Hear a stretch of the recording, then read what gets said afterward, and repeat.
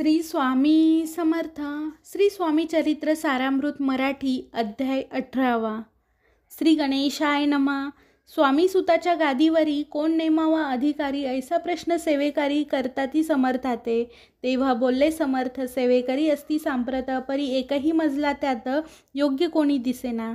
जेव्हा येईल आमच्या मानसी त्या समयी मोर पाखरासी, अधिकारी नेमू गादीसी चिंता तुम्ही न करावी. मोर पाखरा समर्थ म्हणती वेळोवेळा, रात्रंदिन तोची चाळा मोठमोठ्याने ओरडती.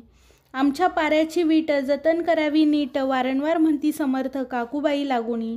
लपवूनी ठेवले विटेसी ती दिली पाहिजे आम्हासी, याचा अर्थ कवनासी स्पष्ट काही कळेना.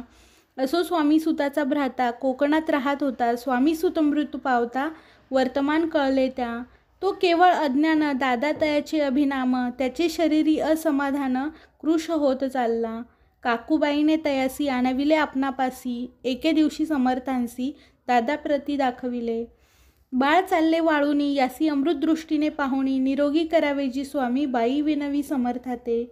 समर्थ बोलले बाईसी, 4 वेळा जीव घाले असी, आरोग्य होईल बाळासी, चिंता मानसी करू नको. त्याप्रमाणे बाई करिता दादासी झाली आरोग्यता. समर्थांची कृपा होता रोग कोठे राहिलं. केसगाव मोगलाईत तेथे नानासाहेब भक्त, त्यांनी बांधिला श्रींचा मठ, द्रव्य बहुत खर्चिले. श्रींची आज्ञा घेऊनी सत्य पादुका स्थापाव्या मठात, या कारणे अक्कलकोटी येत दर्शन घेत समर्थांचे.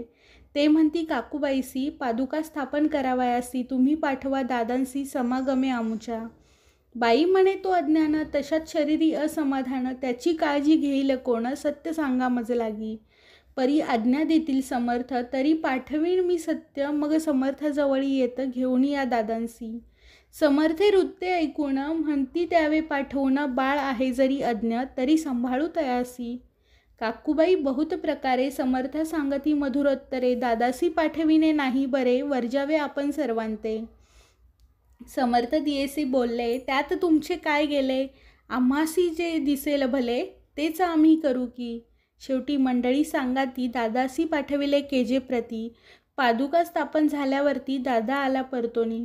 पुढे सेवेकरांना सांगाती त्यासी मुंबईस पाठविती. ब्रह्मचाऱ्यांसी आज्ञा करती, यासी स्थापा गादीवरी. ब्रह्मचारी बुवांजवळी दादासी नेत मंडळी, जी समर्था आज्ञा केली ती सांगितली तात्काळ. दादांसी करुणी गोसावी, मुंबईची गादी चालवावी, स्वामी सुताची यास द्यावी, कफणी झोळी निशाण. ब्रह्मचारी दादासी उपदेशिती दिवसनिशी, गोसावी होणी गादीसी चालवावे आपण. दादा जरी अज्ञान होता तरी ऐशा गोष्टी करिता, नकार म्हणायची सर्वथा न रुचे चित्तात त्याची या परी ब्रह्मचाऱ्यांनी पाहिली खटपट करुणी, शेवटी दादासी मुंबईहुनी अक्कलकोटा पाठविले. दादास घेऊनी सत्वरी श्री सनिंद आले टाळकरी, तेव्हा दादा घेऊनी तुंबरी भजन करीत आनंदे. समर्थ ऐशा समयासी आज्ञा केली भुजंगासी, घेऊनी यावे माझ्या पादुकासी, मस्तकी ठेव दादांच्या. मोर्चेल आणूनी सत्वरी, धरा म्हणे त्यावरी, आज्ञेप्रमाणे सेवेकरी करताती तैसेच. श्रींच्या पादुका शिरी पडता, उपरती झाली त्याच्या चित्ता, हृदयी प्रगटला ज्ञान सविता, अज्ञान गेले लयाते. दादा भजनी रंगला, देह भानही विसरला, स्वरूपरूपी लीन झाला, सर्व पळाला अहंभाव. धन्य गुरुचे महिमान, पादुका स्पर्श करून झाले तात्काळ ब्रह्मज्ञान, काय धन्यता वर्णावी. असो दादांची पाहुणी वृत्ती, काकूबाई दचकली चित्ती, म्हणे समर्थे दादाप्रती वेड खचित लावले. ती म्हणे जी समर्था, आपण हे काय करता, दादाची शिरी ठेवता, पादुका काय म्हणूनी. समर्थ बोलले तियेसे, जे बरे वाटेल आम्हासी तेची करू या समयासी, व्यर्थ बडबड करू नको. काकूबाई बोले वचन, एकासी गोसावी बनवून, टाकला आपण मारून, इतुकेची पुरे झाले. ऐकून ऐशा वचनाला समर्थांसी क्रोध आला, घाला म्हणे बाईला खोड्या माझी सत्वर. काकूबाईने अकांत करुणी मांडीला अनर्थ, नाना अपशब्द बोलत भाळ पिटीत स्वहस्ते. परी समर्थे त्यावेळी लक्ष तियेकडे दिदले नाही. दादासी बोलावणी गोसावी, कफणी झोळी अर्पिली. दुसरे दिवशी दादासी समर्थे पाठविती भिक्षेसी, ते पाहुणी काकूबाईसी दुःख झाले अपार. लोळे समर्थांच्या चरणावर, करुणा भाकी पदर पसरी, विनवी तसे नाना परी.